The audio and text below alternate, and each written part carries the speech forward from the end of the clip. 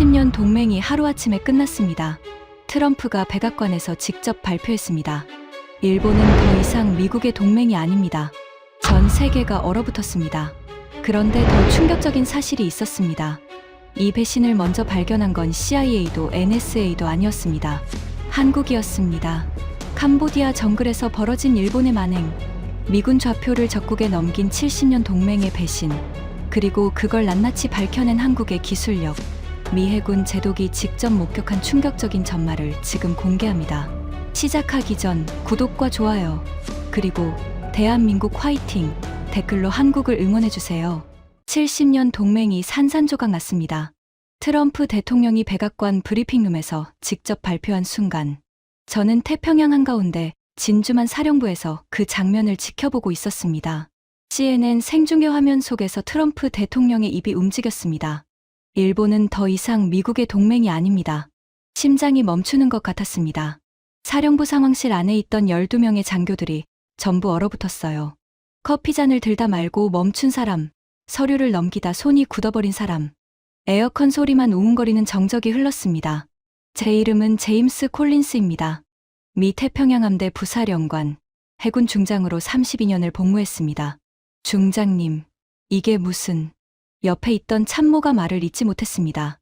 저도 마찬가지였어요. 입술이 바짝 말라붙었습니다. 화면 속에서 트럼프 대통령이 말을 이었습니다. 일본 정부는 동맹국인 미국을 조직적으로, 계획적으로 배신했습니다. 기자들 사이에서 플래시가 미친 듯이 터졌습니다. 웅성거림이 마이크를 통해 흘러나왔어요. 저는 손에 들고 있던 볼펜을 떨어뜨렸습니다. 딸깍 소리가 조용한 상황실에 울렸어요. 70년입니다. 1952년 샌프란시스코 조약 이후로 미국과 일본이 동맹을 맺은 시간이요. 제 아버지가 해군에 입대하기도 전부터 존재했던 동맹입니다. 그 70년이 지금 눈앞에서 무너지고 있었습니다. 캄보디아입니다. 트럼프 대통령이 그 한마디를 내뱉는 순간 저는 눈을 질끈 감았어요. 캄보디아. 그 단어가 제 머릿속을 강타했습니다. 2주 전에 들었던 이상한 보고가 떠올랐거든요. 캄보디아 정글에서 벙커 8개가 하룻밤 사이에 증발했다는 보고, 발사체 흔적도 항공기 출격 기록도 없이 그냥 사라졌다는 황당한 이야기. 그때는 동남아 내부 문제라고 대수롭지 않게 넘겼습니다. 그게 이렇게 커질 줄은 몰랐어요. 트럼프 대통령의 목소리가 계속 흘러나왔습니다. 일본은 미군의 좌표 정보를 적국에 넘겼습니다. 800조 원 규모의 군사협력이 오늘부로 전면 중단됩니다. 800조 원. 저는 그 숫자를 곱씹었습니다.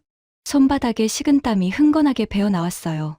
상황실 한쪽에서 누군가 의자를 박차고 일어났습니다. 말도 안 돼. 일본이 왜? 해군대령 하나가 소리쳤어요. 얼굴이 벌겋게 달아올라 있었습니다. 저는 그를 제지하지 않았습니다. 솔직히 저도 같은 심정이었으니까요. 화면이 백악관 브리핑룸 전경을 비췄습니다. 일본 특파원으로 보이는 기자가 손을 번쩍 들었어요. 대통령님, 구체적인 증거가 있습니까? 70년 동맹을 이렇게 일방적으로. 트럼프 대통령이 그 기자를 똑바로 쳐다봤습니다. 증거요? NSA와 CIA가 공동 검증했습니다. 그리고 이 배신을 처음 발견한 건 대통령이 잠시 말을 끊었어요. 뭔가 말하기 껄끄러운 듯한 표정이었습니다. 한국이었습니다. 저는 귀를 의심했어요. 한국, 그 작은 나라가 이걸 먼저 알았다고? 상황실 안이 다시 술렁였습니다. 장교들이 서로 얼굴을 쳐다봤어요. 모두가 같은 생각을 하고 있다는 게 느껴졌습니다. 한국이 어떻게? 저는 창밖을 바라봤습니다. 진주만의 푸른 바다가 햇살에 반짝이고 있었어요. 1941년 일본의 기습 공격으로 2,400명의 미군이 죽었던 바로 그 바다. 그리고 그 일본과 우리는 70년 동안 형제처럼 지내왔습니다. 전화기가 울렸습니다. 상황실 중앙에 있는 빨간색 직통 전화. 태평양 함대 사령관 전용 라인이었어요. 제가 수화기를 들었습니다. 콜린스 중장입니다. 수화기 너머로 태평양 함대 사령관 로버트 밀러 대장의 목소리가 들렸어요. 평소에 침착함은 온데간데 없이 급박했습니다. 콜린스, 방금 백악관 발표 봤나? 예, 사령관님. 지금 상황실에서 보고 있었습니다. 10분 뒤에 화상회의다. 펜타곤, NSA, 백악관 전부 연결된다. 준비해. 전화가 끊어졌습니다. 저는 수화기를 내려놓으며 상황실을 둘러봤어요. 12명의 장교들이 전부 저를 바라보고 있었습니다. 전원 자리 유지. 10분 뒤 화상회의. 제가 명령을 내렸습니다. 목소리가 갈라졌어요. CNN 화면에서는 여전히 브리핑이 계속되고 있었습니다. 트럼프 대통령이 연단을 떠나고 대변인이 추가 질문을 받고 있었어요. 하지만 저는 더 이상 화면을 볼 수 없었습니다. 70년. 제 아버지가 요코스카에서 복무했고 저도 그곳에서 7년을 보냈습니다. 일본 해상자위대 장교들과 술을 마시고 그들의 집에 초대받아 가족과 식사를 했어요. 그게 전부 거짓이었다는 겁니까? 하지만 진짜 충격은 그 다음이었습니다. 화상회의가 시작되기 전 저는 잠시 창가에 섰습니다. 진주만의 바람이 창문 틈으로 스며들었어요. 짭조름한 바다 냄새가 났습니다. 이 냄새를 맡을 때마다 아버지가 떠올랐어요. 윌리엄 콜린스 제독. 제 아버지는 태평양 함대에서 35년을 복무했습니다. 그중 10년을 요코스카에서 보냈어요. 저는 그곳에서 태어나지는 않았지만 어린 시절 아버지를 따라 여러 번 방문했습니다. 1987년 제가 12살 때였어요. 아버지가 저를 요코스카 기지에 데려갔습니다. 거대한 항공모함이 정박해 있었고 일본 해상자위대 함정들이 나란히 서 있었어요. 제임스, 잘 봐라. 아버지가 부두 위에서 말했습니다. 저 배들이 우리 배와 나란히 있는 이유가 뭔지 아니? 저는 고개를 저었어요. 그때는 몰랐으니까요. 신뢰다. 피를 나누지 않아도 형제가 될 수 있어. 일본은 우리의 형제야. 아버지의 그 말을 저는 평생 가슴에 새기고 살았습니다. 해군에 입대한 것도, 태평양 함대를 선택한 것도 전부 아버지의 영향이었어요. 그리고 제가 요코스카에서 7년을 복무한 것도요. 요코스카에서의 7년. 그곳에서 저는 일본 해상자위대의 타나카, 제독과 친구가 됐습니다. 같은 해에 진급했고 같은 술집에서 밤새 이야기를 나눴어요. 타나카의 집에 초대받아 그의 아내가 만든 덴푸라를 먹었고 그의 아들이 야구를 좋아한다는 이야기도 들었습니다. 한 번은 타나카가 이런 말을 했어요. 콜린스, 자네와 나는 제복만 다를 뿐이야. 우리는 같은 바다를 지키는 동료지. 저는 고개를 끄덕였습니다. 진심으로 그렇게 믿었어요. 그런 타나카가 이번 일에 연루되어 있을까요? 생각하기 싫었습니다. 하지만 머릿속에서 의문이 사라지지 않았어요. 중장님, 화상회의 준비됐습니다. 참모의 목소리에 저는 정신을 차렸습니다. 창문에서 돌아서서 회의실로 향했어요. 화상회의 화면에는 여러 얼굴이 떠 있었습니다. 펜타곤의 합참차장, NSA 국장, 백악관 국가안보보좌관, 그리고 화면 한쪽에는 제가 알지 못하는 동양인 남성이 있었어요. 회의를 시작하겠습니다. 합참차장이 입을 열었습니다. 오늘 발표된 내용의 배경을 설명하겠습니다. NSA 국장님. NSA 국장이 고개를 끄덕이며 화면을 전환했어요. 위성사진이 떴습니다. 2주 전 캄보디아 북서부 프레아비아르 지역입니다. 태국 국경에서 약 15km 떨어진 정글이에요. 사진 속에는 콘크리트 잔해가 흩어져 있었습니다. 벙커였던 것으로 보이는 구조물이 완전히 파괴되어 있었어요. 벙커 8개가 하룻밤 사이에 무너졌습니다. 그런데 이상한 점이 있었어요. NSA 국장이 말을 이었습니다. 태국 공군의 출격 기록이 없습니다. F-16 한 대도 뜨지 않았어요. 미사일 발사 흔적도 없고요. 저는 미간을 찌푸렸습니다. 그럼 뭘로 공격한 겁니까? 그게 문제였습니다. NSA 국장이 한숨을 쉬었어요. 우리 정보망으로는 파악이 안 됐습니다. 펜타곤도 몰랐고 CIA도 몰랐어요. 그런데 어떻게? 제가 말을 끊으려는데 NSA 국장이 먼저 말했습니다. 한국이 알려줬습니다. 저는 입을 다물었어요. 한국. 화면 한쪽에 있던 동양인 남성이 고개를 끄덕였습니다. 제가 설명드리겠습니다. 유창한 영어였어요. 억양이 거의 없었습니다. 저는 대한민국 국방부 국제협력관실 김재현 대령입니다. 한국 대령. 저는 속으로 코웃음을 쳤습니다. 한국 국방부가 미국도 모르는 정보를 어떻게 알겠어요. 분명 과장하거나 미국에 잘 보이려고 가져온 부풀린 정보일 거라고 생각했습니다. 그런데 김 대령이 화면을 전환하자 제 생각은 완전히 뒤집혔습니다. 영상이 재생됐어요. 야간 영상이었습니다. 적외선 카메라로 촬영한 것 같았어요. 화면 하단에 시간이 찍혀 있었습니다. 현지 시각 새벽 3시 47분. 영상 속에서 뭔가가 하늘에서 내려왔습니다. 번쩍. 섬광이 터졌어요. 그리고 벙커가 무너졌습니다. 이게 뭡니까? 제가 물었습니다. 목소리가 떨렸어요. 김재현 대령이 대답했습니다. KGB입니다. 한국형 GPS 유도 폭탄이에요. 한국형 GPS 유도 폭탄. 저는 귀를 의심했어요. 한국이 유도 폭탄을 개발했다고? 명중 오차 0.5m입니다. 김 대령의 목소리는 담담했습니다. 0.5m? 저는 숫자를 다시 되뇌었어요. 미국의 JDAM도 명중 오차가 5m 수준입니다. 한국이 그보다 10배나 정밀한 폭탄을 만들었다고? 잠깐만요.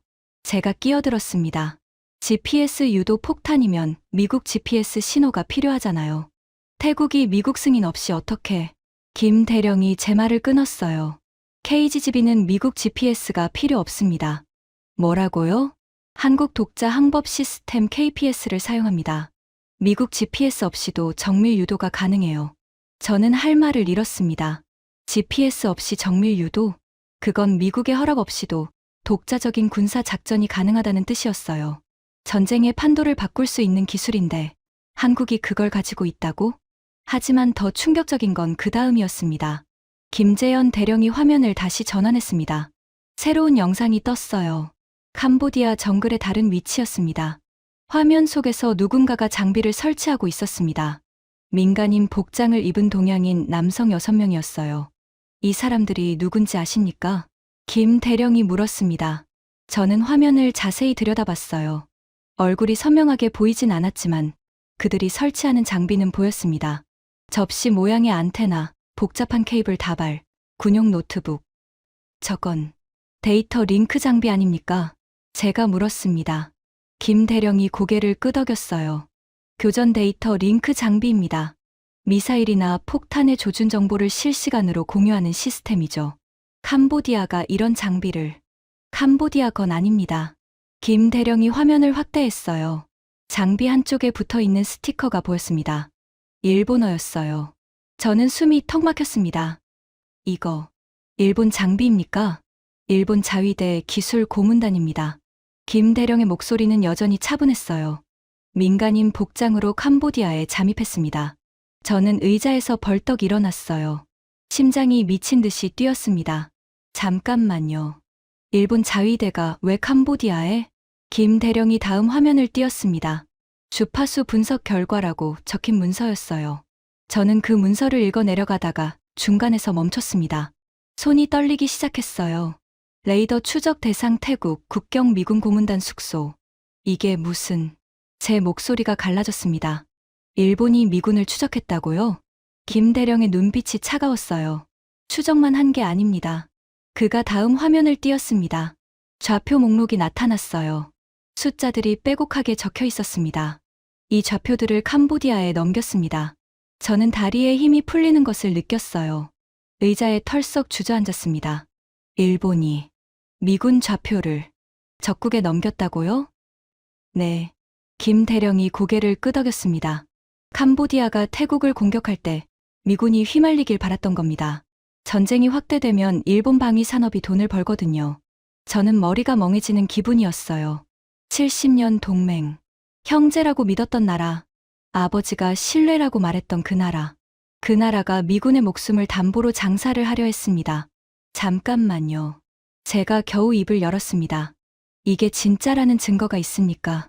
이게 진짜라는. NSA 국장이 끼어들었어요. 우리가 독자적으로 검증했습니다. 콜린스 중장. 그의 목소리는 무거웠습니다. 한국에서 받은 자료를 NSA에서 분석했어요. 해당 시간대 캄보디아 지역 통신 기록을 전부 뽑아냈습니다. 그래서요? 전부 사실이었습니다. 저는 눈을 감았어요. 아니, 더 심각합니다. NSA 국장이 말을 이었습니다. 일본이 넘긴 건 미군 고문단 숙소 좌표만이 아니었어요. 뭐요? 우타파오 공군기지, 코라 공군기지, 파타야 해군 보급창고, 방콕 주재 미 대사관 무관부까지. NSA 국장의 목소리가 떨렸어요. 태국에 있는 미군 관련 시설 좌표가 전부 넘어갔습니다. 저는 두 손으로 얼굴을 감쌌어요. 32년 해군 인생. 그중 7년을 요코스카에서 보냈습니다. 일본 장교들과 어깨를 나란히 했어요. 그들의 가족과 식사를 했고 그들의 아이들 이야기를 들었습니다. 그게 전부 거짓이었다는 겁니까? 아버지가 하셨던 말이 떠올랐어요. 신뢰다. 피를 나누지 않아도 형제가 될 수 있어.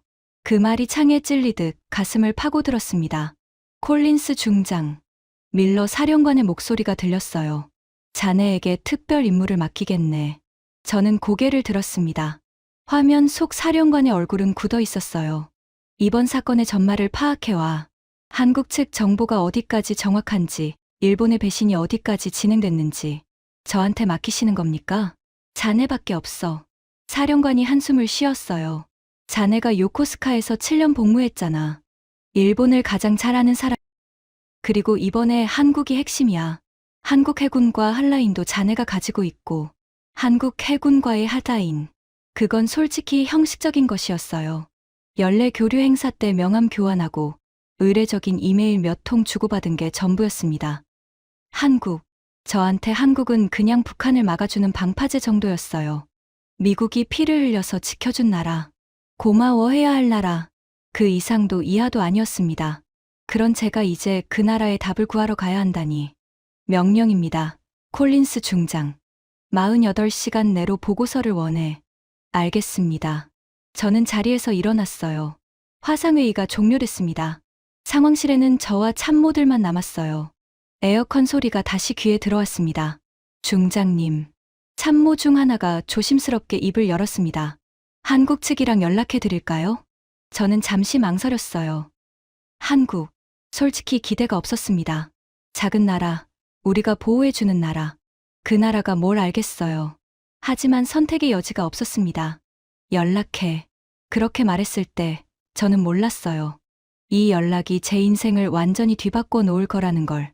70년 동안 믿어왔던 모든 것이 무너지고 무시했던 나라가 새로운 빛으로 떠오르게 될 거라는 걸. 저는 창밖을 바라봤습니다. 진주만의 바다가 붉은 노을에 물들어 있었어요. 1941년 일본은 이 바다에서 미국을 기습했습니다. 2,400명이 죽었어요.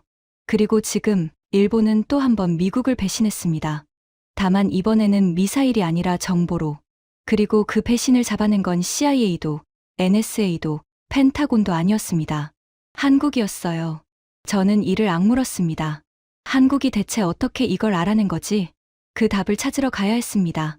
그리고 그 여정은 제가 생각했던 것보다 훨씬 더 충격적이었습니다. 다음 날 새벽 4시, 저는 진주만 기지 활주로에 서 있었습니다. C-40 수송기가 엔진을 예열하고 있었어요. 제트 엔진의 굉음이 새벽 공기를 갈랐습니다. 따뜻한 배기가스 냄새가 코끝을 스쳤어요. 중장님, 짐 실었습니다. 부관 톰슨 대령이 보고했습니다. 저는 고개를 끄덕이며 트랩을 올랐어요. 한국행. 솔직히 아직도 실감이 나지 않았습니다. 32년 해군 인생에서 한국에 가본 건 딱 2번이에요. 둘 다 의례적인 행사 참석이었죠. 공항에서 호텔, 호텔에서 행사장, 행사장에서 다시 공항. 그게 전부였습니다. 한국이라는 나라를 제대로 본 적이 없었어요. 비행기가 이륙했습니다. 창밖으로 진주만의 불빛이 점점 작아졌어요. 그 불빛들 속에 요코스카행 함정들이 정박해 있었습니다. 70년 동안 일본과 미국을 이어주던 배들. 이제 그 배들은 어디로 가게 될까요? 저는 눈을 감았습니다. 타나카의 얼굴이 떠올랐어요. 어젯밤, 저는 타나카에게 전화를 걸었습니다. 신호가 갔어요. 1번, 2번, 3번. 받지 않았습니다. 다시 걸었어요. 또 받지 않았습니다. 문자를 보냈습니다. 타나카, 나야 콜린스. 연락 좀 해. 읽음 표시가 떴어요. 하지만 답장은 오지 않았습니다. 형제라고 했던 사람이, 술잔을 부딪히며 웃던 사람이 전화 한 통 받지 않았습니다. 중장님. 톰슨 대령의 목소리에 눈을 떴어요. 커피 드릴까요? 아니, 괜찮아. 저는 손을 저었습니다. 커피를 마실 기분이 아니었어요. 속이 울렁거렸습니다. 비행기 멀미가 아니었어요. 배신감 때문이었습니다. 비행시간 9시간. 기내는 어두웠어요. 창밖으로 끝없는 태평양이 펼쳐져 있었습니다. 달빛이 구름 위를 은빛으로 물들이고 있었어요. 저는 좌석 조명을 켰습니다. 톰슨 대령이 옆자리에서 코를 골고 있었어요. 젊은 친구라 비행기만 타면 잠이 드는 모양이었습니다. 저는 잠이 오지 않았어요. 머릿속에서 타나카의 얼굴이 계속 떠올랐거든요. 그래서 김재현 대령이 보내온 자료를 검토하기로 했습니다. 노트북 화면에 문서들이 떠 있었어요. 일본 자위대 기술 고문단 명단, 캄보디아 잠입 경로, 미군 시설 좌표 유출 내역. 읽을수록 분노가 치밀었습니다. 우타파오 공군기지, 코락 공군기지, 파타야 해군 보급창고, 방콕 주재 미 대사관 무관부, 태국에 있는 미군 관련 시설 좌표가 전부 일본을 통해 캄보디아로 넘어갔어요. 만약 캄보디아가 이 좌표로 공격했다면 수십, 수백 명의 미군이 죽었을 겁니다. 그리고 일본은 그 피를 딛고 돈을 벌려고 했어요. 23조 엔, 230조 원. 미군의 목숨값이 그 정도였던 겁니다. 저는 노트북을 덮었어요. 손이 떨렸습니다. 주먹을 꽉 쥐었어요. 손톱이 손바닥에 파고들었습니다. 곧 착륙합니다. 기장의 안내 방송이 흘러나왔어요. 창밖을 내다봤습니다. 구름 사이로 한반도가 보였어요. 좁은 땅, 산이 많은 지형, 해안선을 따라 도시들이 점점이 박혀 있었습니다. 저 작은 땅에서 70년 전 전쟁이 벌어졌어요. 미군 3만 6천 명이 죽었습니다. 제 아버지의 친구들도 그 중에 있었어요. 그리고 지금 저 작은 땅이 일본의 배신을 밝혀냈습니다. 비행기가 하강하기 시작했어요. 귀가 먹먹해졌습니다. 김해공항 활주로가 점점 가까워졌어요. 바퀴가 활주로에 닿았습니다. 쿵! 가벼운 충격과 함께 비행기가 착륙했어요. 김해국제공항에 도착했습니다. 기장의 목소리가 들렸어요. 저는 안전벨트를 풀고 일어났습니다. 한국, 처음으로 이 나라를 제대로 보게 될 것 같았어요. 트랩을 내려서자마자 뜨거운 공기가 얼굴을 때렸습니다. 8월의 한국은 무더웠어요. 습기가 피부에 착 달라붙었습니다. 셔츠 안쪽이 금방 눅눅해졌어요. 활주로의 아지랑이가 피어올랐습니다. 콘크리트가 뜨겁게 달궈져 있었어요. 저는 잠시 멈춰서 주변을 둘러봤습니다. 활주로 옆에 검은색 세단 3대가 서 있었습니다. 한국 해군 장교들이 도열해 있었어요. 하얀 제복이 햇살에 눈부셨습니다. 그들의 제복에는 땀 한 방울 없이 깔끔하게 다려져 있었어요. 어떻게 이 더위에 저렇게 깔끔하지? 저는 속으로 감탄했습니다. 그중 맨 앞에 서 있던 사람, 김재현 대령이었습니다. 화상회의에서 봤던 그 얼굴, 단정한 검은 머리, 날카로운 눈빛. 콜린스 중장님, 환영합니다. 김 대령이 경례를 했어요. 저도 경례로 답했습니다. 멀리서 오시느라 고생하셨습니다. 아닙니다. 제가 와야 했어요. 저는 김 대령의 손을 잡았습니다. 악수. 그의 손은 단단했어요. 굳은 살이 잡혀 있었습니다. 책상에만 앉아 있는 사람의 손이 아니었어요. 바로 이동하시겠습니까? 아니면 호텔에서 쉬시고. 바로 갑시다. 저는 단호하게 말했어요. 시간이 없어요. 김 대령이 고개를 끄덕였습니다. 알겠습니다. 부산 해군작전 사령부로 모시겠습니다. 우리는 차에 올랐어요. 검은색 세단이 공항을 빠져나갔습니다. 창밖으로 한국의 풍경이 펼쳐졌어요. 고속도로, 왕복 8차선 도로가 시원하게 뻗어 있었습니다. 차들이 질서정연하게 달리고 있었어요. 과속하는 차도, 끼어드는 차도 거의 없었습니다. 도로 상태가 좋네요. 제가 무심코 말했어요. 고속도로 포장률 99%입니다. 김 대령이 대답했습니다. 전국 어디든 5시간 안에 도달할 수 있어요. 저는 창밖을 계속 바라봤어요. 산업단지가 보였습니다. 거대한 공장들이 늘어서 있었어요. 굴뚝에서 연기가 피어올랐습니다. 저건 뭡니까? 제가 물었어요. 르노 삼성 자동차 공장입니다. 저쪽은 석유화학 단지고요. 공장 지대를 지나자 아파트 단지가 나타났습니다. 높은 건물들이 빽빽하게 들어서 있었어요. 20층, 30층, 40층. 미국에서는 보기 어려운 고층 주거 단지였습니다. 인구 밀도가 높군요. 남한 면적이 미국의 1% 정도입니다. 김 대령이 말했어요. 그 안에 5천만 명이 살아요. 효율적으로 쓸 수밖에 없죠. 1%. 저는 그 숫자를 곱씹었어요. 미국의 1% 면적에 5천만 명. 그리고 그 좁은 땅 바로 위에 북한이 있었습니다. 서울에서 휴전선까지 40km. 김 대령이 화상회의에서 했던 말이 떠올랐어요. 북한이 포를 쏘면 2분 안에 서울에 떨어진다. 저는 창밖의 아파트들을 다시 바라봤습니다. 저 건물들 안에 수십만 명이 살고 있었어요. 매일 북한의 총구 앞에서 살아가는 사람들. 그 공포 속에서 70년을 버텨온 나라. 처음으로 한국이 다르게 보이기 시작했습니다. 30분 후, 차가 부산 해군작전사령부에 도착했습니다. 거대한 정문이 열렸어요. 해군 헌병들이 경례를 했습니다. 차가 안으로 들어갔습니다. 넓은 부지 안에 건물들이 늘어서 있었어요. 국기 개양대의 태극기가 펄럭이고 있었습니다. 바람에 태극기가 찰랑거렸어요. 한국의 국기를 이렇게 가까이서 본 건 처음이었습니다. 빨간색과 파란색의 태극 문양, 모서리에 검은 궤. 저희 사령관님이 기다리고 계십니다. 김 대령이 말했어요. 우리는 차에서 내렸습니다. 사령부 본관 입구에 한국해군 장성이 서 있었어요. 해군 중장. 별 3개가 어깨에 빛나고 있었습니다. 콜린스 중장님, 환영합니다. 그가 손을 내밀었어요. 저는 대한민국 해군작전사령관 이준혁입니다. 저는 그의 손을 잡았습니다. 콜린스입니다. 바쁘실 텐데 직접 나와주셨군요. 당연하죠. 이준혁 제독이 웃었어요. 미 태평양함대 부사령관님이 오셨는데 제가 안 나오면 되겠습니까? 그의 영어는 유창했습니다. 억양도 거의 없었어요. 미국에서 공부하셨습니까? 제가 물었어요. 해군대학원에서 2년 있었습니다. 이준혁 제독이 대답했습니다. 몬터레이요. 좋은 곳이었죠. 몬터레이. 저도 거기서 공부했어요. 같은 학교 출신이었습니다. 저도 몬터레이 출신입니다. 압니다. 이준혁 제독이 눈을 찡긋했어요. 그래서 제가 나온 겁니다. 선배님이시잖아요. 선배.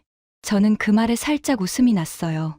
한국 제독이 미국 제독을 선배라고 부르다니. 하지만 그 말에서 적대감은 느껴지지 않았습니다. 오히려 친근함이 느껴졌어요. 안으로 들어가시죠. 이준혁 제독이 앞장섰습니다. 보여드릴 게 많습니다. 사령부 안으로 들어갔습니다. 복도는 깔끔하게 정돈되어 있었어요. 형광등 불빛이 밝게 비추고 있었습니다. 어딘가에서 에어컨 바람이 서늘하게 불어왔어요. 벽면에 사진들이 걸려 있었습니다. 한국 해군의 역사, 625 전쟁 때 인천 상륙작전 사진, 베트남전 파병 사진, 청해부대 아덴만 작전 사진. 저는 걸음을 멈추고 한 사진을 바라봤어요. 흑백 사진이었습니다. 바다 위에서 소총을 들고 있는 젊은 군인들.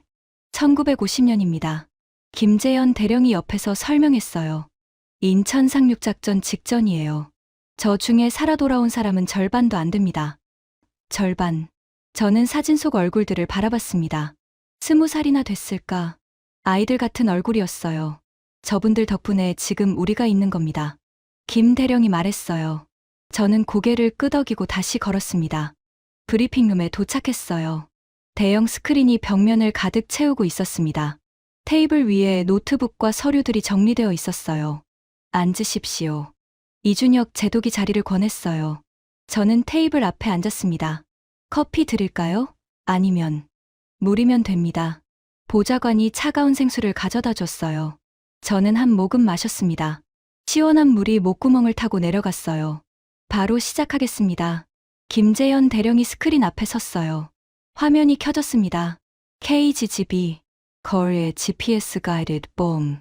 화면에 폭탄의 3D 모델이 떠 있었습니다. 유선용 동체에 날개가 달려 있었습니다. 뒤쪽에 유도 장치가 부착되어 있었어요.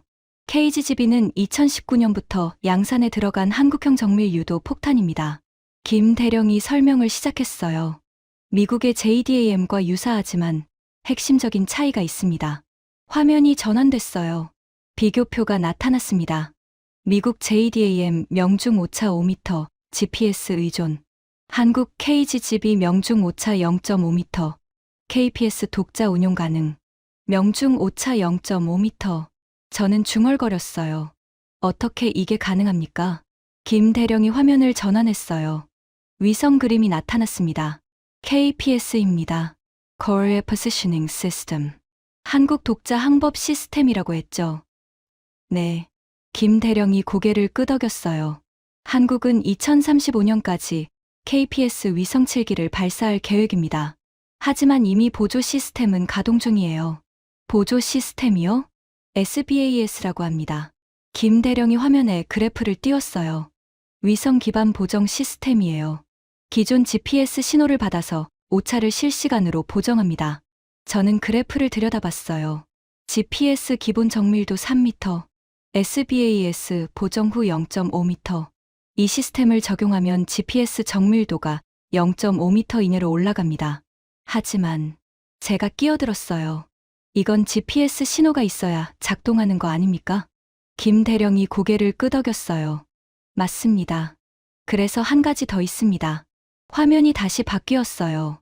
복잡한 회로도가 나타났습니다. INS GPS 복합항법 장치입니다.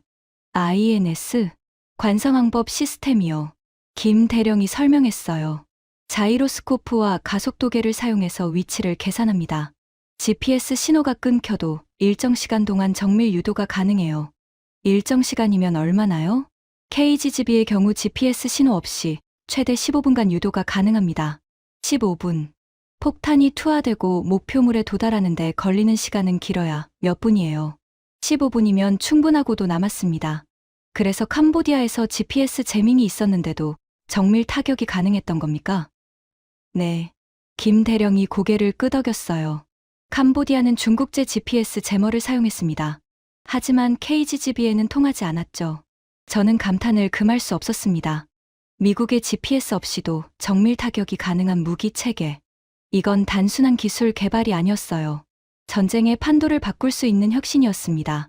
왜 이런 기술을 개발한 겁니까? 제가 물었어요. 미국이랑 동맹인데 그냥 미국 GPS 쓰면 되잖아요. 이준혁 제독이 나섰습니다. 그가 자리에서 일어났어요. 창가로 걸어갔습니다. 콜린스 중장님. 그의 목소리가 낮아졌어요. 걸프전 때 이라크가 어떻게 무너졌는지 기억하십니까? 저는 고개를 끄덕였어요. 정밀 유도 무기의 속수무책으로 당했죠. 맞습니다. 이준혁 제독이 말했어요. 그런데 그 정밀 유도 무기가 전부 GPS 기반이었어요. 저는 침묵했습니다. 사담 후세인은 세계 4위의 군사력을 가지고 있었습니다. 이준혁 제독이 말을 이었어요. 탱크 5,000대, 전투기 700대. 하지만 6주 만에 무너졌어요. 왜인지 아십니까? 정밀 타격이요. 맞습니다. 이준혁 제독이 고개를 끄덕였어요. 토마호크 미사일이 바그다드 시내 건물을 정확히 타격하는 영상, 기억하시죠? 창문으로 미사일이 들어가는 장면. 저는 기억했어요. 그 영상은 전 세계에 충격을 줬습니다. 전쟁의 패러다임이 바뀐 순간이었어요. 그런데 그 정밀도가 전부 GPS 덕분이었습니다. 이준혁 제독이 창밖을 바라봤어요. 부산 앞바다가 보였습니다. 군함들이 정박해 있었어요. 만약 미국이 GPS 신호를 끄면 어떻게 됩니까? 이준혁 제독이 물었어요. 동맹국이라도 미국이 원하지 않는 작전은 할 수가 없어요. GPS가 없으면 정밀 타격이 불가능하니까요. 저는 대답하지 못했어요. 1999년 코소보 전쟁 때 일이 있었습니다. 김재현 대령이 끼어들었어요. 무슨 일이요? 미국이 GPS 신호 정밀도를 의도적으로 낮췄습니다. 저는 미간을 찌푸렸어요. 왜요? 유럽 국가들이 미국 승인 없이 작전을 수행할까 봐요. 김 대령이 말했어요. 동맹국들의 정밀 유도, 무기 성능을 일부러 떨어뜨린 겁니다. 저는 그 이야기를 처음 들었어요. 그때 유럽은 깨달았습니다. 이준혁 제독이 말했어요. 미국에 의존하면 안 된다는 걸요. 그래서 유럽은 갈릴레오를 만들었습니다. 독자 위성항법 시스템이요. 그리고 한국도 같은 교훈을 얻었습니다. 김 대령이 말했어요. 우리도 스스로 할 수 있어야 한다는 걸요. 그제야 이해가 됐습니다.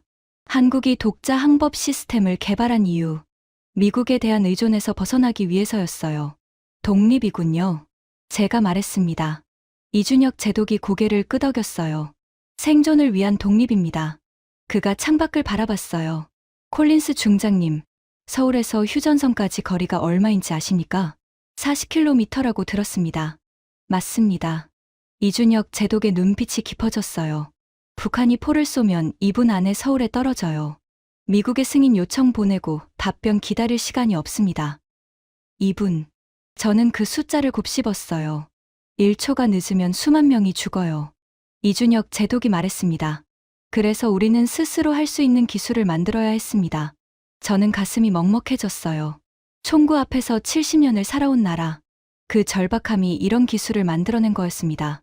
하나 더 보여드리겠습니다. 김재현 대령이 말했어요.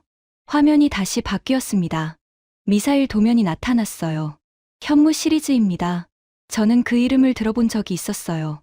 한국의 탄도 미사일이죠. 현무-2의 사거리는 800km입니다. 김 대령이 설명했어요. 서울에서 쏘면 도쿄까지 닿아요. 저는 고개를 끄덕였습니다. 그 정도는 알고 있었어요. 하지만 현무5는 다릅니다. 김 대령이 새로운 도면을 띄웠어요. 사거리 3000km, 탄두 중량 8톤. 저는 숫자를 다시 확인했어요. 3000km요? 네. 김 대령이 고개를 끄덕였어요. 서울에서 쏘면 베이징, 상하이, 난징, 우한까지 전부 사거리 안에 들어옵니다. 저는 머릿속에 지도를 그려봤어요. 서울에서 베이징까지 약 950km. 3000km면 중국 동부 전역이 타격권이었습니다. 그리고 탄두 중량 8톤은 김 대령이 말을 이었어요. 웬만한 지하 벙커는 다 뚫습니다. 김정은 집무실이 지하 100m에 있어도 소용없어요. 저는 등골이 서늘해지는 걸 느꼈습니다. 한국이 이런 무기를 가지고 있었다고? 왜 이걸 공개하지 않은 겁니까? 공개할 이유가 없었으니까요. 이준혁 제독이 어깨를 으쓱했어요. 필요할 때 쓰면 되는 거죠. 저는 머릿속이 복잡해졌습니다. 지금까지 한국을 완충지대 정도로만 생각했던 제가 부끄러워졌어요. 한국은 완충지대가 아니었습니다. 적의 심장을 직접 겨눌 수 있는 단검이었어요. 이제 본론으로 들어가겠습니다. 김재현 대령이 화면을 전환했어요. 일본 자위대 마크가 떴습니다. 일본의 배신에 대해 상세히 설명드리겠습니다. 저는 자세를 고쳐 앉았어요. 심장이 쿵쾅거리기 시작했습니다. 2025년 10월 3일. 김 대령이 날짜를 짚었어요. 일본 자위대 기술 고문단 6명이 민간 항공편으로 프놈펜에 입국했습니다. 화면에 입국 기록이 떴어요. 여권 사진들이 보였습니다. 이들은 미쓰비시 중공업 기술 컨설턴트라는 신분으로 위장했습니다. 민간인 복장. 하지만 그들의 이력은 전부 자위대 출신이었어요. 이 사람. 김 대령이 한 사람의 사진을 확대했어요. 야마모토 켄지. 전 해상자위대 정보본부 소속입니다. 전문 분야는 전자전이에요. 전자전. 레이더, 통신, 전파 방해. 이 사람이 미군 시설 좌표 수집을 지휘했습니다.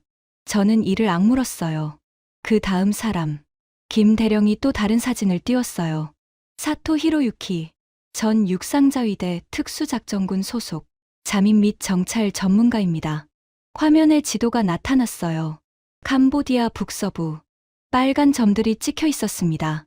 이들은 프놈펜에서 육로로 이동해 프레아비에아르 지역에 도착했습니다. 거기서 뭘 한 겁니까? 제가 물었어요. 김 대령이 다음 화면을 띄웠습니다. 야간 영상이었어요. 숲속에서 장비를 설치하는 모습이 찍혀 있었습니다. 교전 데이터 링크 장비를 설치했습니다. 미쓰비시 중공업 제품이에요. 목적이 뭡니까? 미군 시설의 실시간 위치 추적입니다. 김 대령의 목소리가 차가워졌어요. 이 장비는 태국 국경 지역의 미군 고문단 숙소, 보급 창고, 통신시설의 좌표를 스문의 시간 추적했습니다. 화면에 좌표 목록이 떴어요. 저는 그 목록을 읽어 내려갔습니다. 태국 국경 미군 고문단 숙소 N1423-17, 2352-44. 우타파오 공군기지 경납고 N1240-56, 25059-51. 코락 공군기지 탄약고 N1450-68, 2204-33. 파타야 해군 보급창고 N1255-47, 25032. 이 좌표들이 제 목소리가 떨렸어요. 전부 캄보디아로 넘어간 겁니까? 네. 김 대령이 고개를 끄덕였어요. 일본 자위대가 수집한 좌표가 캄보디아 군부에 전달됐습니다. 저는 주먹을 불끈 쥐었어요. 왜요? 왜 일본이 이런 짓을? 김 대령이 다음 화면을 띄웠습니다. 일본 방위산업 분석 보고서. 동남아에서 전쟁이 터지면 누가 이득을 봅니까? 그가 물었어요. 일본입니다. 화면에 그래프가 나타났어요. 미쓰비시 중공업주가 예측. 가와사키 중공업 수주 전망. IHI 매출 성장률. 동남아 분쟁 시 예상 수주액. 김 대령이 숫자를 가리켰어요. 23조 엔. 원화로 230조 원입니다. 230조 원. 그 숫자가 눈앞에서 아른거렸어요. 미군이 공격받으면 미국이 개입하겠죠. 김 대령이 말했어요. 전쟁이 확대되면 일본 방위산업체 주물량이 폭증합니다. 함정 수리, 무기 보급, 연료 공급, 전부 일본을 거쳐야 하거든요. 저는 이를 갈았어요. 전쟁을 팔아먹은 거군요.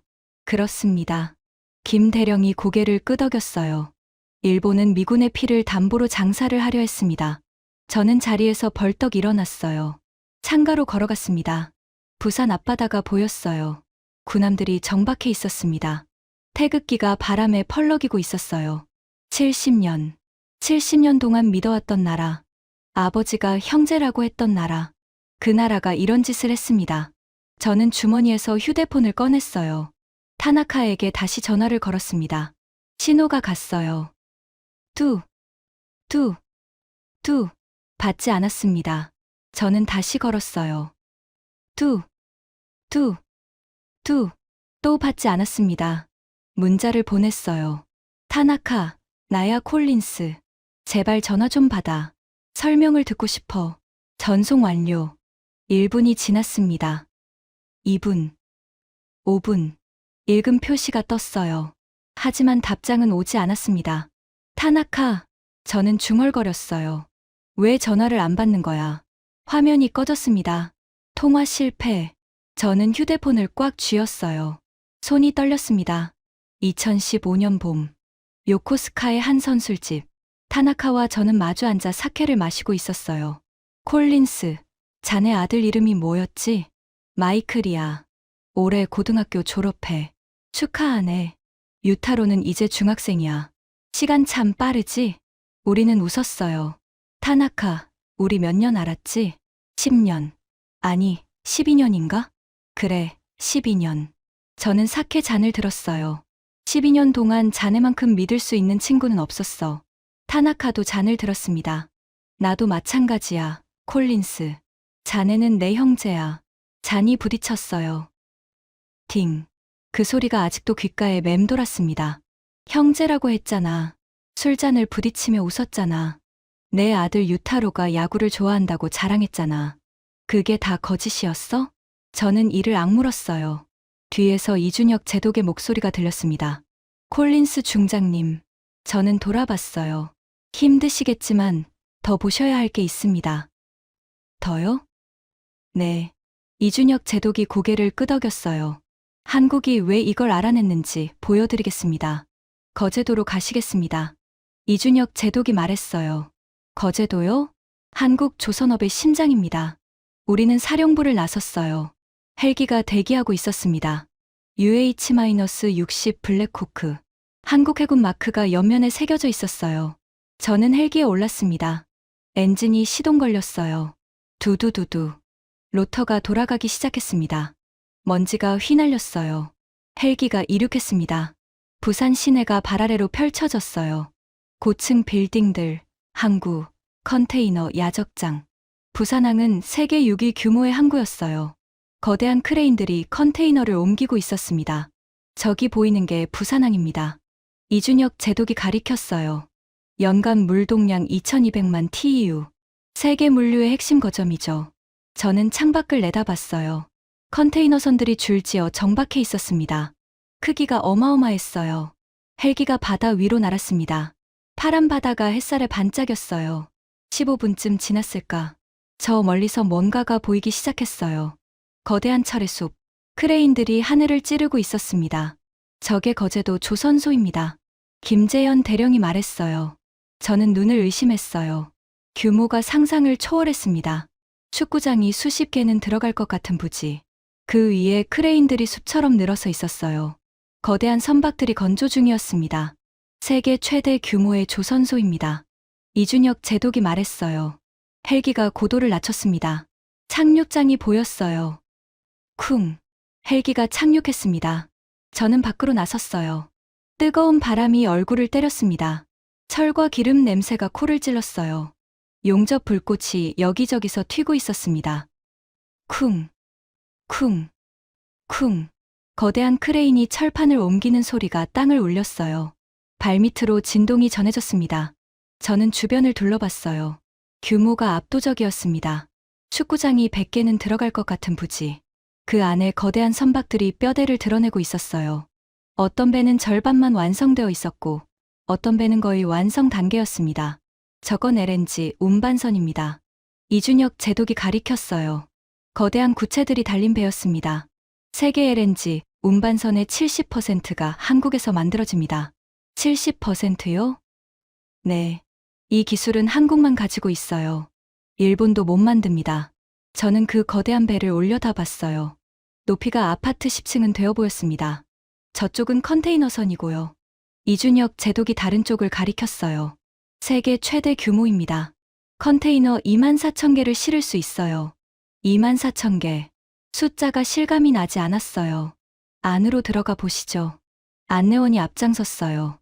흰 헬멧을 쓴 중년 남성이었습니다. 저는 조선소 기술총괄 박정우입니다. 그가 자기소개를 했어요. 30년 동안 이 조선소에서 일했습니다. 배 만드는 일밖에 몰라요. 그가 웃었어요. 손을 내밀었습니다. 저는 악수를 했어요. 그의 손은 거칠었습니다. 굳은 살이 두껍게 잡혀 있었어요. 현장에서 뼈가 굵은 사람의 손이었습니다. 이쪽입니다. 우리는 조선소 안으로 들어갔어요. 거대한 도크가 나타났습니다. 그 안에 구축함 한 척이 건조되고 있었어요. 그런데 이상했습니다. 사람이 거의 보이지 않았어요. 대신 거대한 로봇팔들이 움직이고 있었습니다. 스스스. 로봇팔이 철판을 집어 올렸어요. 정확한 위치에 내려놓았습니다. 퍼퍼퍼.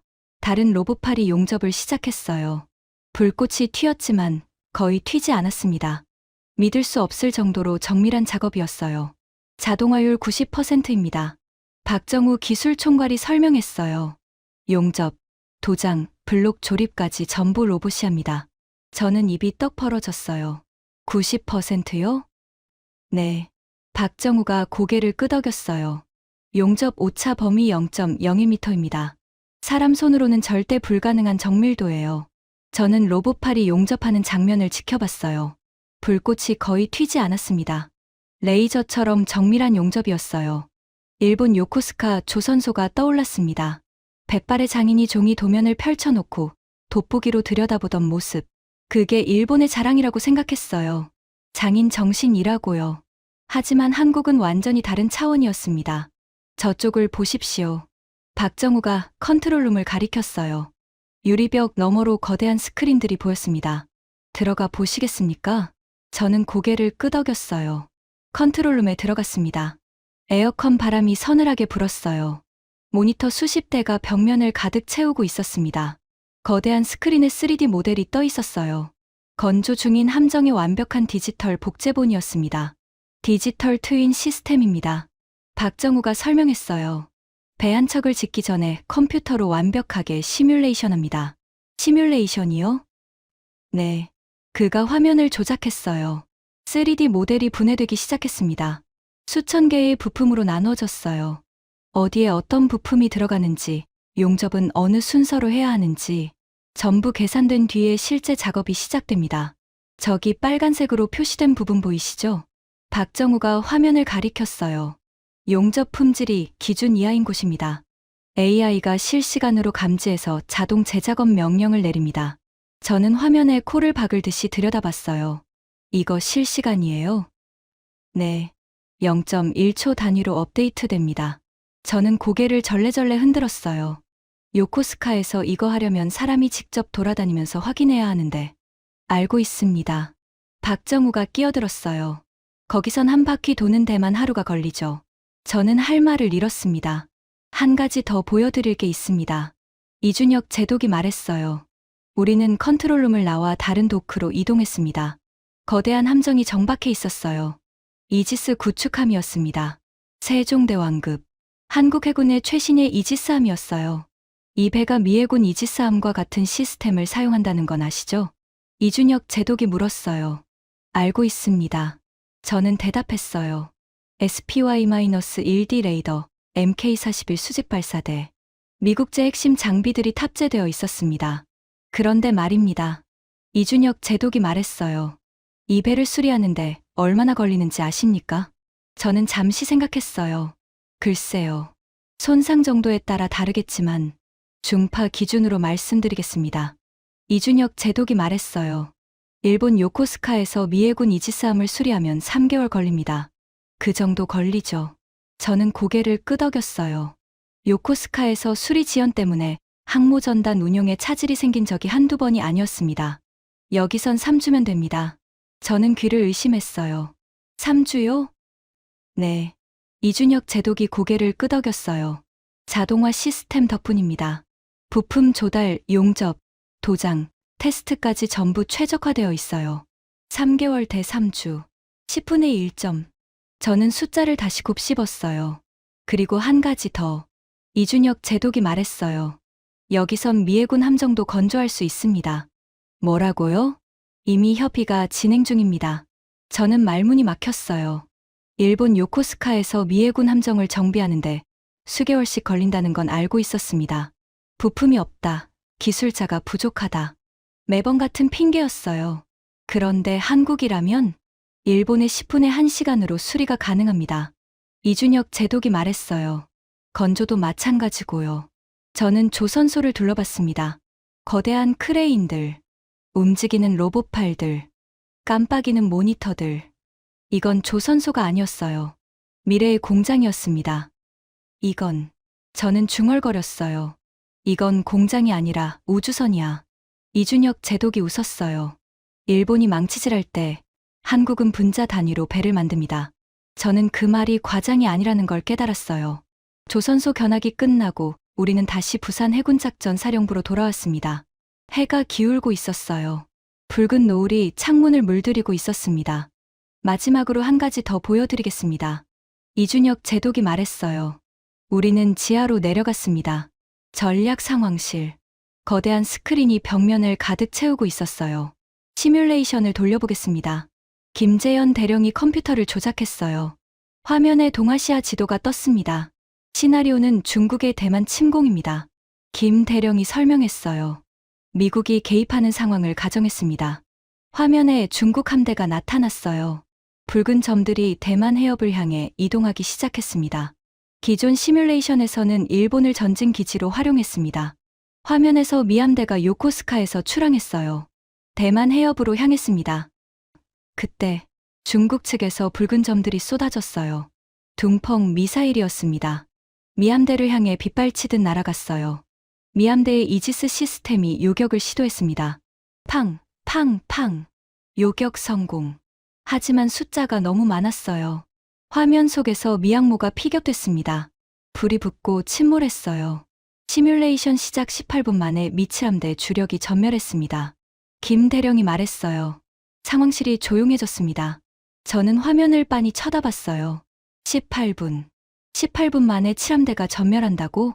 이게 현실입니다. 이준혁 제독이 말했어요. 일본을 방패로 삼으면 우리는 집니다. 저는 침을 삼켰어요. 다음 시뮬레이션을 돌리겠습니다. 김 대령이 화면을 리셋했어요. 이번에는 한국 변수를 넣어보겠습니다. 지도가 바뀌었어요. 일본 중심이 아니라 한반도 중심으로. 먼저 한국군의 전력을 표시하겠습니다. 화면에 아이콘들이 나타났어요. 해군 함정 150척, 공군 전투기 400대, 탄도 미사일 발사대 100기 이상, 그리고 한국의 현무 미사일 사거리를 표시하겠습니다. 붉은 원이 한반도를 중심으로 퍼져나갔어요. 원이 점점 커졌습니다. 첫 번째 원, 800km, 현무 -2점. 이 원 안에 일본 전체가 들어왔어요. 도쿄, 오사카, 나고야, 일본의 모든 주요 도시. 두 번째 원, 1500km, 현무 -4점. 이 원 안에 중국 동해안이 들어왔습니다. 상하이, 난징, 항저우. 세 번째 원, 3000km, 현무 5, 베이징이 들어왔어요. 우한이 들어왔습니다. 광저우, 청두, 시안까지. 중국 주요 도시 대부분이 그 원 안에 포함됐어요. 저는 숨을 삼켰습니다. 서울에서 베이징까지 거리가 얼마입니까? 이준혁 제독이 물었어요. 950km입니다. 저는 대답했어요. 도쿄에서 베이징은요? 2100km요. 절반도 안 되는군요. 이준혁 제독이 말했어요. 저는 고개를 끄덕였습니다. 절반도 안 돼. 그 말이 머릿속에서 맴돌았어요. 이제 시뮬레이션을 실행하겠습니다. 김 대령이 시뮬레이션을 다시 실행했어요. 이번에는 한국이 참전하는 시나리오였습니다. 중국이 대만을 침공하는 순간 한국에서 미사일이 발사됐어요. 현무 미사일들이 중국 해안의 군사 시설을 타격했습니다. 동시에 한국 공군 KF-21 전투기들이 출격했어요. KGGB를 장착한 전투기들이 중국 레이더 기지를 타격했습니다. 중국 함대가 대만 해협에 도달하기도 전에 보급선이 끊겼어요. 중국 본토의 레이더 기지와 미사일 기지가 무력화됐습니다. 화면 속에서 미치 함대는 멀쩡했어요. 중국 미사일이 날아오기도 전에 발사 기지가 타격당했으니까요. 시뮬레이션이 끝났습니다. 상황실이 조용해졌어요. 저는 한참 동안 화면을 바라봤습니다. 70년 동안. 이준혁 제독이 천천히 말했어요. 미국은 지도를 거꾸로 보고 있었습니다. 저는 김 대령을 쳐다봤어요. 지도를 돌려주시겠습니까? 김 대령이 화면을 조작했어요. 지도가 180도 회전했습니다. 한국이 중심에 왔어요. 일본이 뒤로 밀려났습니다. 이렇게 보시면 됩니다. 이준혁 제독이 말했어요. 한국은 방패가 아니었습니다. 저는 화면에서 눈을 떼지 못했어요. 적의 심장을 직접 겨눌 수 있는 단검이었습니다. 이준혁 제독이 말을 이었어요. 그런데 그 단검이 적의 입안에 박혀 있었던 겁니다. 저는 그 말을 곱씹었어요. 단검. 적의 입안에 박힌 단검. 한국은 완충지대가 아니었습니다. 중국의 목을 직접 겨눌 수 있는 위치에 있었어요. 그런데 미국은 70년 동안 일본만 바라보고 있었습니다. 왜? 저는 중얼거렸어요. 왜 이걸 몰랐을까? 알려고 하지 않았으니까요. 이준혁 제독이 말했어요. 일본이 동맹이니까, 한국은 보조 전력이니까. 그렇게 생각하셨잖아요. 저는 대답하지 못했어요. 그가 맞았습니다. 저도 그렇게 생각했어요. 한국은 북한 막는 완충지대. 일본이 진짜 동맹. 32년 동안 그렇게 믿어왔습니다. 하지만 현실은 정반대였어요. 일본은 미국을 배신했고, 한국은 그 배신을 밝혀냈습니다. 그리고 한국은 일본보다 훨씬 강력한 전략 자산이었어요. 콜린스 중장님, 이준혁 제독이 말했어요. 이제 어떻게 하실 겁니까? 저는 창밖을 바라봤어요. 부산 앞바다에 해가 지고 있었습니다. 붉은 노을이 바다를 물들이고 있었어요. 대통령에게 보고해야겠습니다. 저는 말했어요. 일본의 배신에 대해서. 그리고 저는 지도를 다시 바라봤어요. 한국이 중심에 있는 지도, 새로운 지도에 대해서. 워싱턴으로 돌아왔습니다. 비행기에서 내리자마자 펜타곤 차량이 대기하고 있었어요. 콜린스 중장님, 바로 백악관입니다. 운전병이 말했어요. 저는 고개를 끄덕이고 차에 올랐습니다. 워싱턴 D.C. 일거리가 창밖으로 스쳐 지나갔어요. 링컨 기념관, 워싱턴 기념탑. 익숙한 풍경이었지만 오늘따라 다르게 보였습니다. 70년 동안 미국이 믿어왔던 동맹 구조. 그게 완전히 틀렸다는 걸 알게 됐으니까요. 차가 백악관 서쪽 출입구에 멈췄습니다. 경호원이 문을 열어줬어요. 저는 차에서 내렸습니다. 백악관.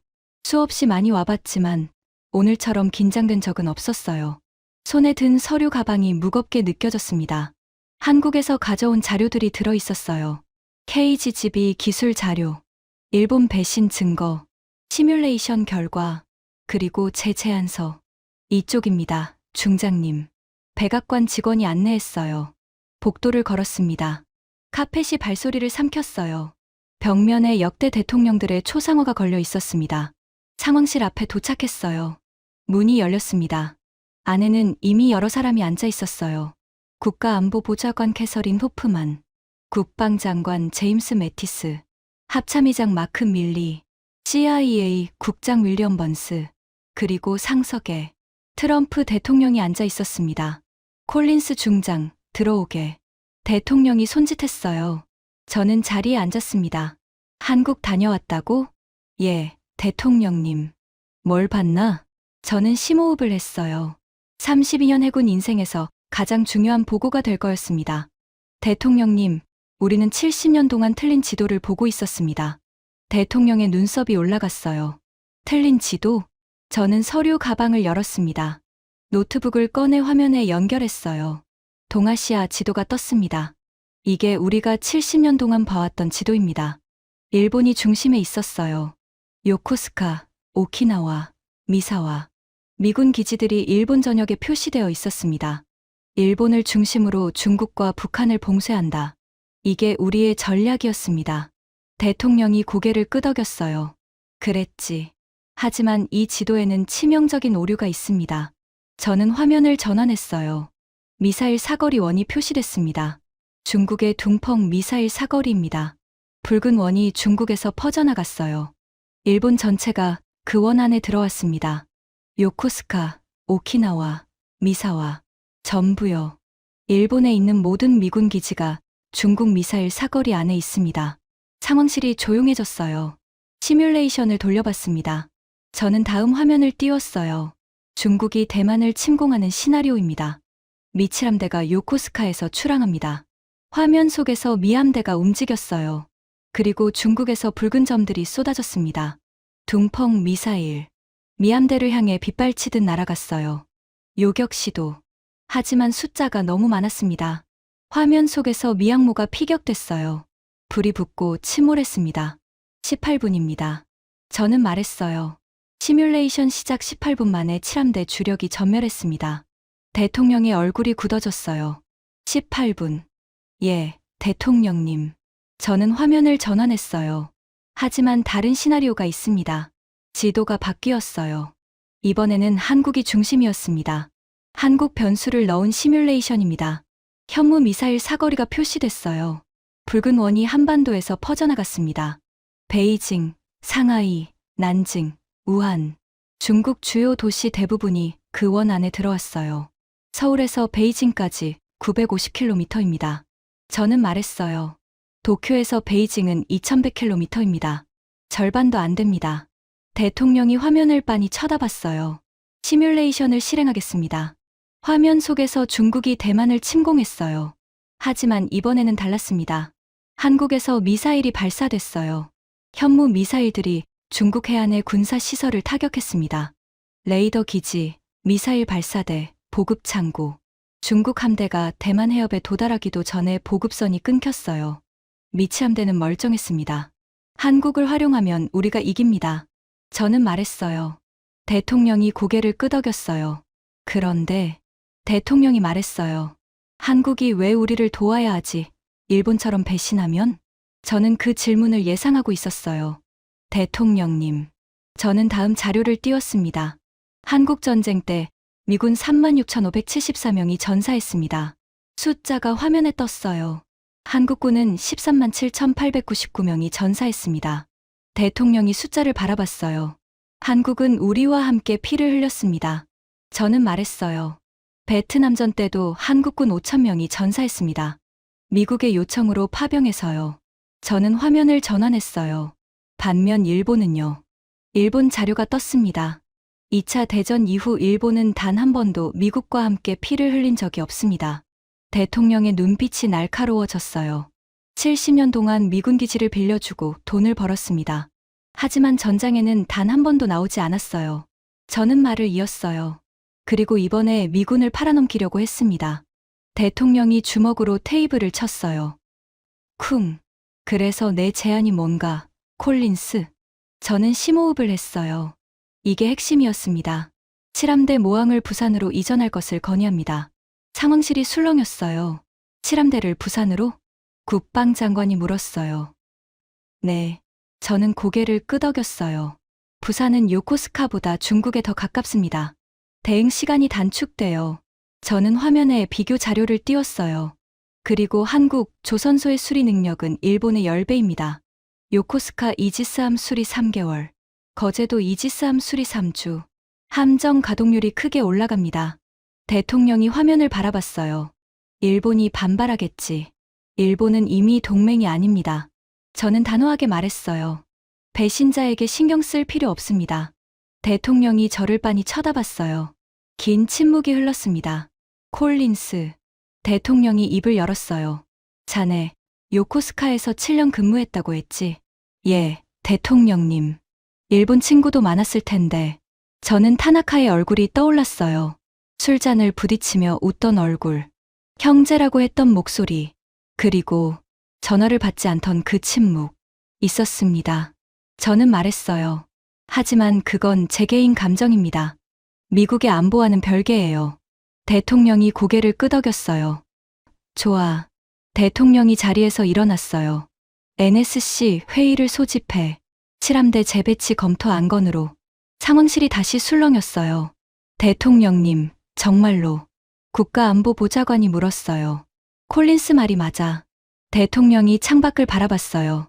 백악관 정원이 보였습니다. 성조기가 바람에 펄럭이고 있었어요. 70년 동안 우리는 틀린 지도를 봤어. 이제 바꿀 때가 됐어. 3개월 후, 저는 다시 한국에 있었습니다. 하지만 이번에는 혼자가 아니었어요. 부산항, 거대한 항공모함이 입항하고 있었습니다. USS 로널드 레이건, 칠함대 기함이었어요. 역사적인 순간입니다. 옆에 서 있던 이준혁 제독이 말했어요. 저는 고개를 끄덕였습니다. 항공모함이 천천히 부두에 접안했어요. 거대한 선체가 햇살에 빛났습니다. 갑판 위에 전투기들이 정렬해 있었어요. 부두에는 수천 명의 사람들이 모여 있었습니다. 한국 해군 의장대, 미 해군 장병들, 그리고 양국 정부 관계자들, 태극기와 성조기가 나란히 펄럭이고 있었어요. 중장님, 이준혁 제독이 말했어요. 처음 한국에 오셨을 때 뭐라고 하셨는지 기억나십니까? 저는 고개를 갸웃했어요. 뭐라고 했죠? 한국은 완충지대라고 하셨어요. 저는 쓴웃음을 지었어요. 그랬죠. 불과 3개월 전만 해도 저는 한국을 그렇게 봤습니다. 북한을 막아주는 방패, 미국이 피 흘려서 지켜준 나라, 고마워해야 할 나라. 하지만 지금은 달랐어요. 한국은 완충지대가 아니었습니다. 저는 말했어요. 적의 심장을 겨누는 단검이었어요. 이준혁 제독이 웃었어요. 이제야 제대로 보시는군요. 항공모함에서 장병들이 내리기 시작했어요. 한국 시민들이 환호했습니다. 웰컴, 환영합니다. 영어와 한국어가 뒤섞인 환호성이 울려 퍼졌어요. 저는 그 광경을 바라봤습니다.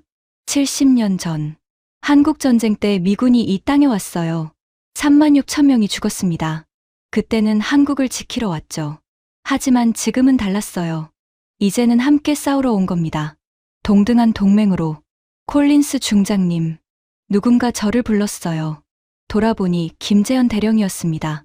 대령, 오랜만이군요. 저는 손을 내밀었어요. 김 대령이 악수를 했습니다. 중장님 덕분에 이런 날이 왔습니다. 제 덕분이 아닙니다. 저는 고개를 저었어요. 한국이 스스로 증명한 겁니다. KGB, KPS, 현무 미사일, 거제도 조선소, 그 모든 것이 한국의 힘이었어요. 저는 그걸 발견했을 뿐입니다. 그나저나, 저는 주머니에서 휴대폰을 꺼냈어요. 화면을 확인했습니다. 메시지 없음. 타나카에게서는 여전히 연락이 없었어요. 3개월 동안 단 한 번도 연락 안 오십니까? 김 대령이 물었어요. 저는 고개를 끄덕였어요. 안 와요. 괜찮습니다. 저는 휴대폰을 다시 주머니에 넣었어요. 진짜 형제가 아니었으니까요. 저는 부산항을 바라봤어요. 항공모함 뒤로 태극기가 펄럭이고 있었습니다. 진짜 형제는 여기 있었어요. 요코스카 기지는 규모가 절반으로 줄었습니다. 칠함대 주력은 부산으로 이동했어요. 요코스카에는 보조 함정들만 남았습니다. 일본 경제는 큰 타격을 받았어요. 미군 기지 축소로 주변 상권이 무너졌습니다. 방위산업체 주가는 60% 폭락했어요. 미쓰비시 중공업은 구조조정에 들어갔습니다. 하지만 저는 일본 걱정을 하지 않았어요. 그들은 스스로 선택한 겁니다. 배신의 대가는 받아야죠. 반면 한국은 달라졌어요. 부산은 새로운 군사허브로 떠올랐습니다. 미해군 함정들이 수시로 드나들었어요. 거제도 조선소는 미해군 함정 건조 계약까지 따냈습니다.